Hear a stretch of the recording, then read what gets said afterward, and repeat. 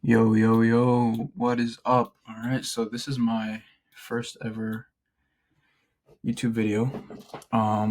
We're gonna cover how to go from zero, how I went from zero to a million on this brand in a span of 1.5 months. So I scaled it from zero to 40K days in 2 weeks. So I'll cover how I did that.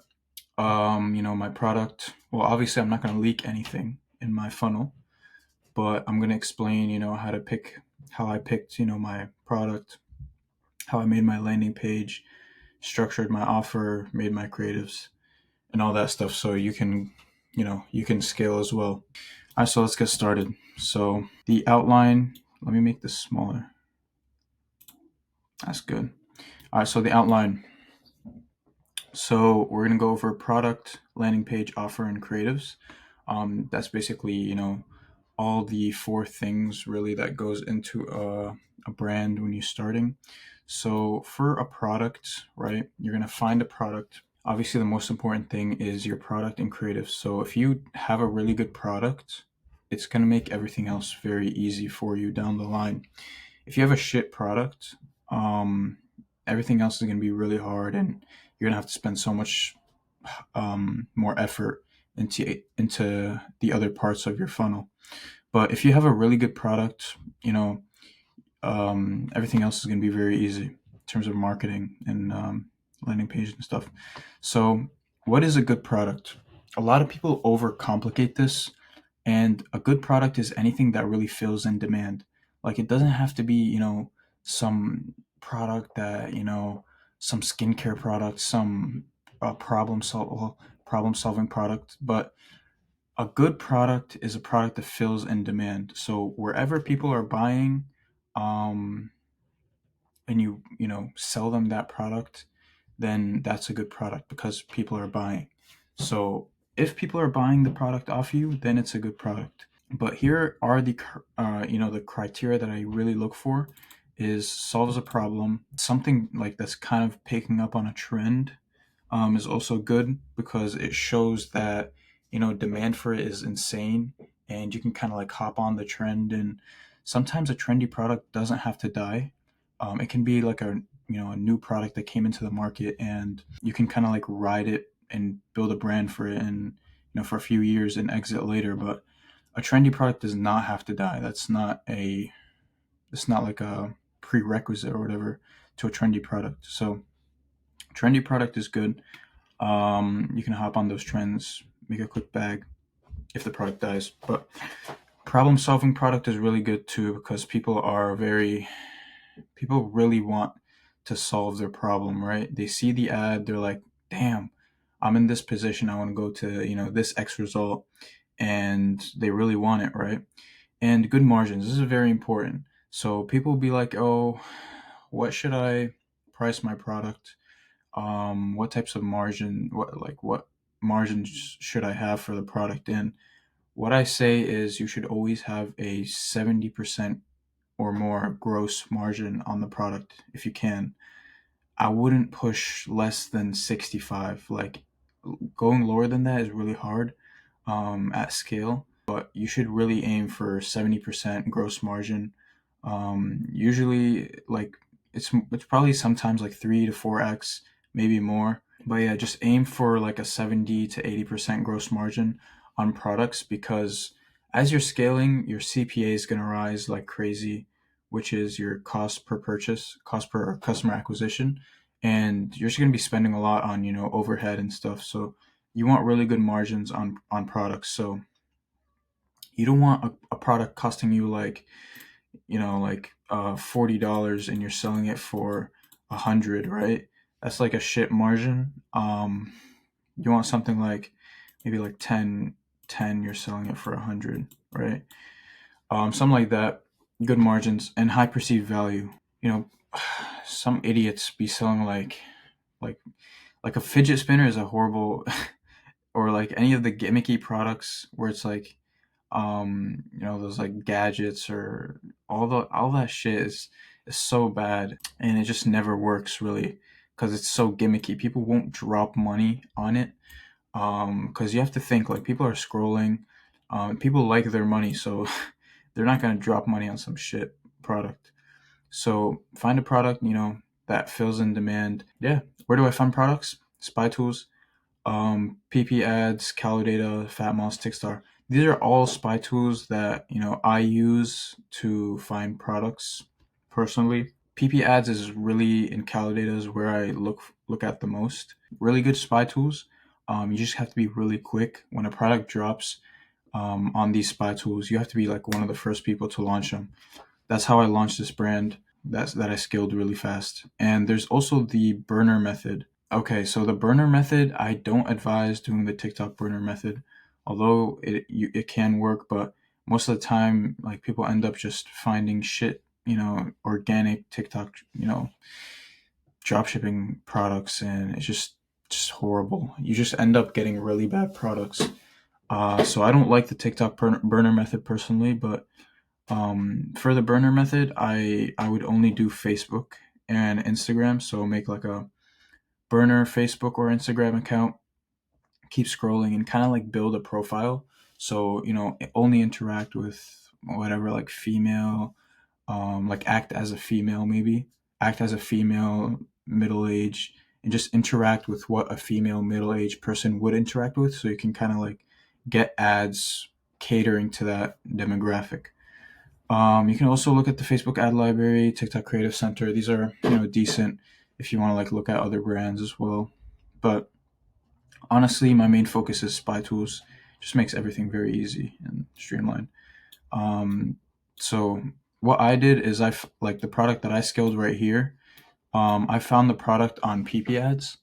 I was one of the first people to actually launch it on Facebook because I was quick with PP ads. So I found the product on PP ads, launched it really quickly, and that's how I found it basically. All right, landing pages. So when you find your product, you're gonna make your landing page. What makes a good landing page? So a good landing page is a landing page that answers all your customer objections. So customer, they see your ad and they click, your call to action. They click the button, shop now. They have questions, they have objections that need to be answered in order, like before they buy. So all that needs to be answered. FAQ, whatever. You need to really have good copy. What I realized is really good websites, they don't necessarily have the best design and all that, but they do have really good copy and they're able to speak to customers very well. So you have to be able to speak to the customer very well, know your customer, to make a good landing page. Like when you pick your product, you have to have this idea of who you're selling to. You can't be selling to everyone, right? You have to have this demographic.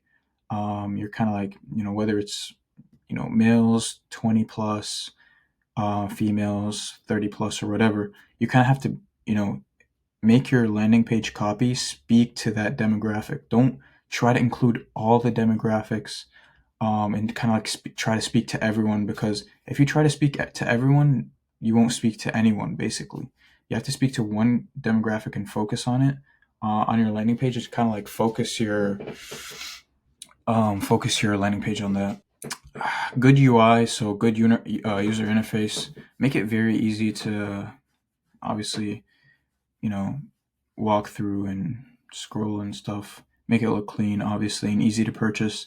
Some idiots would have like the fucking add to cart button in like a very transparent color or some shit, and it makes me pissed. And like sometimes they would have like a pop up that's covering the add to cart, so very stupid shit that just kills your conversion rate. All pretty self explanatory. So types of landing pages to test. So this is very, very important. So there's product pages. You can test product pages, listicles, editorials, and homepage or pre-landers. Product pages, obviously, they get redirected to a normal product page. A listicle is a landing page where it shows a list, right? Hence the listicle. So it shows a list. So let me actually get an example. Okay, so here is an example of a listicle. So there's, it says 13 reasons why.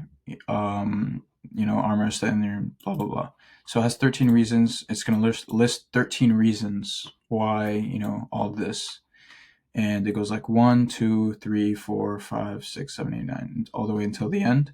And it has the purchase options at the bottom, so you can buy whatever.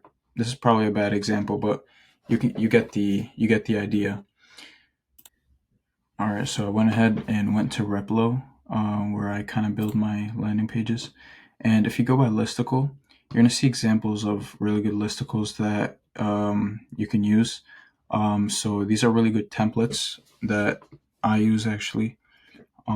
So if you can, like look at the previews, you can see that 5 reasons why, and then it lists the 5 reasons.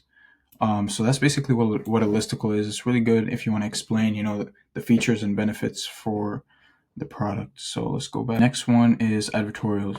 So what an advertorial is okay. So an advertorial basically is kind of like a landing page where it looks like a newsletter, kind of, where it kind of looks like a publication wrote it. So you would put like some, kind of like a headline, like a news headline, and make it seem like a publication, kind of like this one right here, where you can see the title kind of looks like a New York Times post, or a Forbes post or whatever. And then basically, you would just, I don't know, act as it, like, give it the same structure as a news post basically, and kind of like act as if it's like you're kind of like referring the product. And then at the bottom you would just put like a bunch of links directing to your product page or offer page or whatever. But yeah. And then homepage or pre-lander. So this is pretty self-explanatory. This right here is also a pre-lander. If you look closely, if you open them, you're gonna see like it's not like a listicle. It's not listing anything. It just has like this copy right here, and it's kind of like going through the features and benefits of the product. I'm trying to find another one. So, this right here is a listicle. It says 3 reasons why. Um, these are really good landing pages. I actually like the product that I skilled. I used a listicle from Replo. So I used one of the templates in Replo and built my landing page on that. So here's an example of a pre-lander. Actually, it's a really good one. So it shows like the offer, kind of, blah blah blah, like kind of like shows authority, and then your purchase options. And if you go deeper, into the landing page, it would basically walk you through like how the product works, features, benefits, all that good stuff. Examples of high converting landing pages. So it's like a link. I'm not going to go through it. There's a lot of stores, but I'm going to put that link in the description so you guys can kind of like look at examples of high converting landing pages. So yeah, so what I did is I made a listicle from Replo. In fact, I actually tested a product page at first, and it didn't work. So what I did is I didn't change the creatives. I didn't change anything.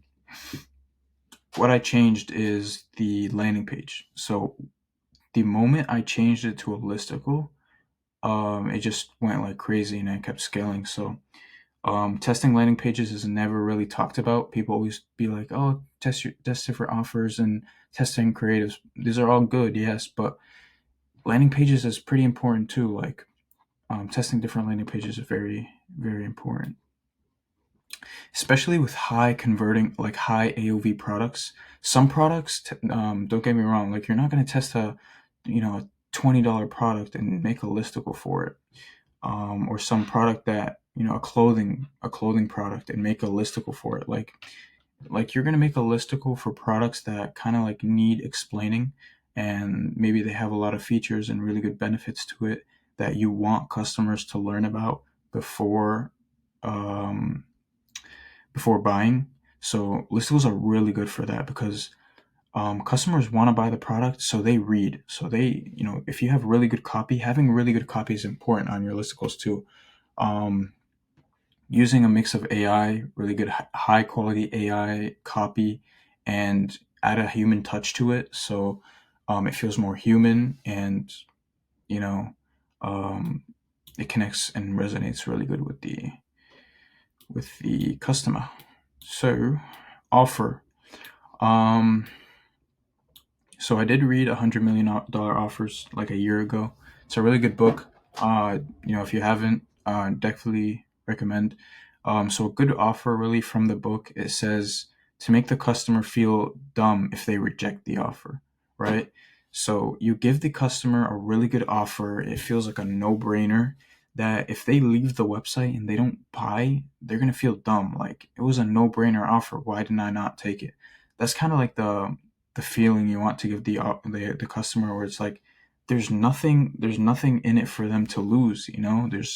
There's a lot more value than the price they're paying, right? So whenever price the value of whatever they're getting is more than the price, it's guaranteed to convert into a sale, right? So always give more value, or try to give as much more value than whatever price is on your website or product, and then your customer will buy. Why do you think a customer buys? Okay, let's say this acne cream, right? This acne cream right here. Okay, whatever, bro. This looks like a okay. So this guy's face, right? He has acne. No, he's actually sad. He has acne, right? Right? And he's insecure, whatever, and he wants this cream, right? But this cream is $100. That's pretty expensive. Um, if you give him more value than the prices might seem very expensive, but if you show the value of the product to them, like maybe like you tell him, okay, this acne cream, and this can be displayed not just through giving them free products and stuff. This can be displayed through your copy, through your creatives, through every stage of the funnel. You can kind of like inject more value into it, so the customer's kind of like prepared to drop whatever he can on the product. So, for example, for an acne cream, okay, $100 is kind of too extreme. Let's say like $50 bottle, right? $50 bottle, you can give him like a guarantee, like 30 days. If your acne doesn't get better, then you get a refund. Like that's a no-brainer. If my acne doesn't get better in 30 days, I'll get a refund. So they're very confident in their product, which shows that it will work. So I'm not going to waste my money. So the customer is going to convert, most likely, right? That's a good offer. Another offer, you can be like, buy this acne cream, get, another month of, acne cream for free.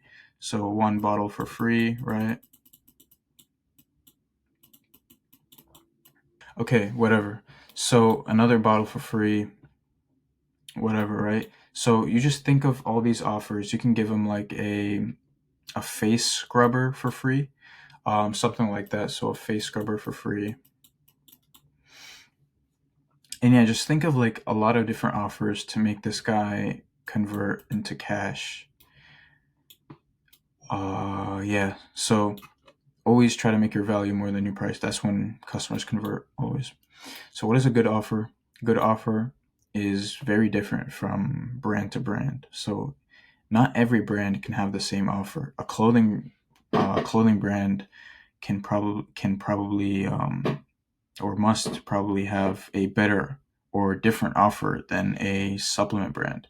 Like a supplement brand can probably do like a get X results in X time or a refund.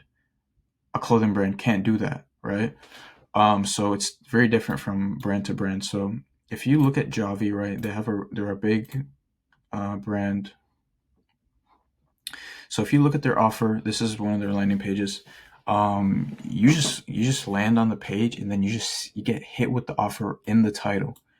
Save up to 60. Like they don't even they don't even have the name of the product in the title. So I'm honestly assuming this is kind of for bottom of funnel people that know more about the product, but I might be wrong. So it just says immediately, like the offer in the title. Honestly, I've never seen this before, but it says save up to 56% today plus 4 free gifts.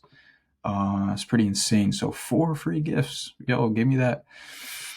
So what are they offering? So they're offering a recipe booklet, free shipping, magic spoon, and a mystery gift. So that's a really good example of an offer. All these free items, right? To get, oh shit, okay. So if they get one bottle, they get one free gift. If they get 2 bottles, they unlock the other one. So that's pretty smart. 3 and then 4. That's pretty good. So they've done it in a smart way where they kind of boost their AOV as well. So if you buy more bottles, you get more free gifts. So it's kind of like a, you buy more, get more kind of offer here. So this is very good. It's a very nice offer. You can kind of run that if you're running any supplement store or whatever. Primal Queen. Primal Queen is a great store. They're all the way at the bottom. So if you look at their purchase options right here, they have a 1 month subscribe and save, right? And then they have a 1 month supply one-time purchase. And if you look at their one-time purchase, it's a 30-day supply, right? And it shows all these excess on all these things they could have gotten by getting the subscribe and save, right? If they subscribe to the plan. So they only get, the bottle, right? They only get this bag with the supplement and free shipping for $69, right? But if they get the subscribe and save, they get all these free things for almost like a fraction of the price, right? For $49. So it's much. So not only is it, all these free gifts they're getting, it's cheaper. So it's a no-brainer. So going back to this make the customer feel dumb if they reject the offer. I would feel stupid taking the 1 month supply one time purchase. I would feel retarded, right? Especially here, it says cancel, skip or whatever. So you can cancel this anytime. So I'm assuming like 95% of people take the subscribe and save. They're getting this free jar, the free pill case, free mystery gift, free shipping. And what you realize as well is all these free gifts, they don't like inflate the cost of goods, right? They don't inflate his upfront cogs, right? This bamboo lid jar right here shown, I wouldn't even say it's over $5 to ship, this pill case right here is a few cents to make, probably nothing to ship with all these products right here. It costs nothing. The free mystery gift, bro, you don't even know what this is. It might be like a free ebook or whatever. It might be a digital product, right? This free shipping, also there's no cogs to it, right? So bro, like it's really it shows a lot of value right here, and it's cheaper, so obviously everyone's gonna subscribe and save. So yeah, so Primal Queen, love their offer, man. Love their offer. Rise. Let's take a look at their offer. You can see, 3 month money back guarantee, free mushroom magnet, free spoon, free shipping. So they're offering a lot of free items as well. Daynelli. Okay, so Daynelli is actually different from the ones that you guys have seen. So if you take a look, it says their offer is different, right? They're not offering anything for free, right? Well, unless right here, okay, they're just offering free shipping and a free ebook. Actually, that's pretty interesting. So they're offering a free ebook, but what's different from the rest is they're offering a guarantee. So they're guaranteeing the customer. That's their offer. So they're guaranteeing neck pain relief in 2 weeks or your money back. That's pretty strong. So if a customer buys this product and within, after 2 weeks, their neck pain isn't relieved, right? They're going to get a full refund. So that's basically just like, okay, we either solve your problem or we'll refund you. So there's no risk for the customer, right? So if someone really wants to solve their neck pain, they would buy this, no brainer. And that's what I kind of had, right? If you go back, this is what I had as well. I did a guarantee based offer where I guaranteed my customer X result. And if they don't get this result within, X period of time, then they would get a refund. And that's what, tended to work with me. Um, all right, final step. And probably one of the most important step is your creatives.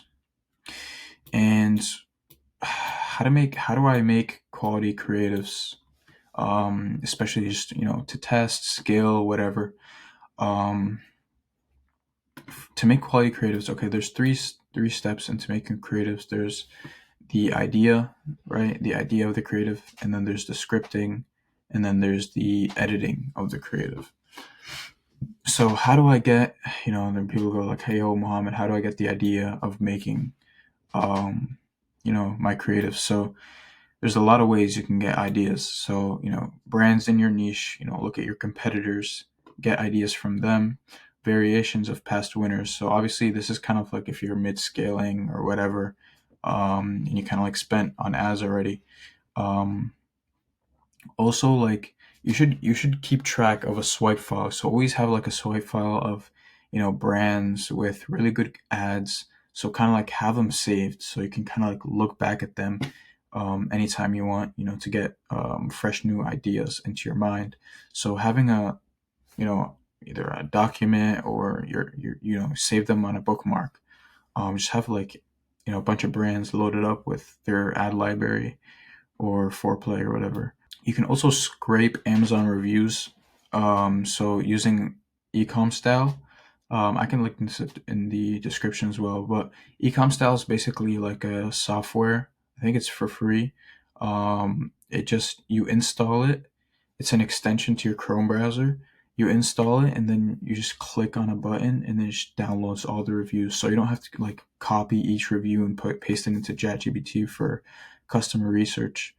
You can kind of like just click one button and just get it in a PDF. It's really good. And then, upload it into ChatGPT and let ChatGPT give you, data based on customer research and stuff. And another way you can, get more ideas for your creatives is your competitors in your comment section. So if you're just starting out, obviously, you would get ideas from your competitors' comment section. If you're like mid-scale and you're doing a little bit of volume, scroll through your comment section and kind of like look at what customers are talking about, what they, what their pain points are, and what you can kind of like hit more on your ads and see what they're talking about more. And also if you're like kind of like pushing volume, I would say definitely like always add post-purchase surveys, bro. Always have this, always very important. If you don't have this and you're getting a lot of sales, you're basically just losing out on free data. So post-purchase surveys. So after they buy, they get hit with a series of questions that you decide. So it can be like, what made you buy from us today? Why did you almost not buy from us today? Can you share, a specific story that led to this insecurity, or whatever, right? It depends really on what type of data you want to get. If you want data to improve your website, then ask questions that are relating to that. If you want data for your ads and customer research, ask questions relating to that. You can find a lot of insight as well in customer, pain points, and do a lot of research on Reddit forums and just go in the deep rabbit holes of Reddit and YouTube comments as well. Very, very, very good as well. And you can always rip content. Ripping content is good as well. A lot of people are like, oh, it's not ethical. It's not ethical. Blah blah blah. Well, you can stay broke forever. Because if you don't rip content, then I don't know, bro. You gotta rip content. Scripting. For scripting, I use ChatGPT. You can use Claude. You can use Perplexity. I know a lot of people that said Perplexity is really good. I've yet to use it, but Perplexity is kind of like a combination of ChatGPT and Claude. So it's kind of like a combination. So I'll try it next. So it's pretty good, I guess, based on a lot of people. And you can rip scripts from other brands. So you got a really good concept you want to rip, copy their script, change it into your brand, and just run it up. Like if something's working, just don't reinvent the wheel, right? If something's working, just hop on it, right? And you can use your brain for scripting. For editing, inspiration from other brands, B-roll from TikTok, and ripped content. So you can get B-roll from TikTok. You can get B-roll from ripped content from Spy Tools. So PP ads, you can kind of like rip content, Fatmoss, Calidata. You can just rip videos from there and kind of like use it as your B-roll. And what I did to scale really high like this is honestly ripped. I just ripped a bunch of content from PP ads and ran it up. And as I was scaling, I would make a bunch of variations of these ripped content, using like B-roll from TikTok and ChatGPT, and scripts from variations of the current winners. So that's how I was able to scale.